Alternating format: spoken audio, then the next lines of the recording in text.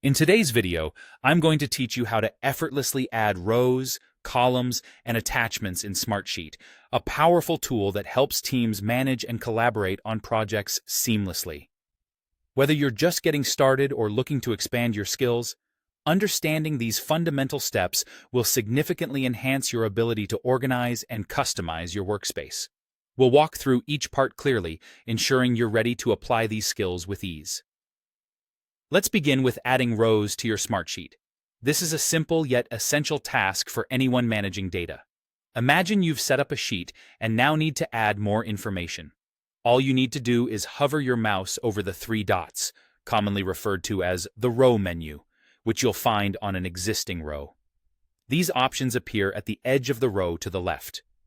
When you click on these three dots, a menu will unfold, providing a selection of actions. For adding a row, you'll choose either Insert Row Above or Insert Row Below, depending on where you want the new row to appear. This is a useful feature when you're expanding your data or reorganizing existing information. Next, let's talk about adding columns. Similarly to adding rows, you'll hover over the column menu, represented by three dots at the top of an existing column. Click on those dots, and you'll see options to insert a new column either to the left or to the right of the existing column. This functionality allows for a customized layout, accommodating new fields of information as your project evolves. Adjusting your columns accordingly ensures that all necessary data is included and easily accessible for you and your team. Now moving on to a feature that enhances data sharing and accessibility: attachments. Adding attachments in Smartsheet is a straightforward process. If you want to attach files directly to a row, look for the paperclip icon in the attachment column.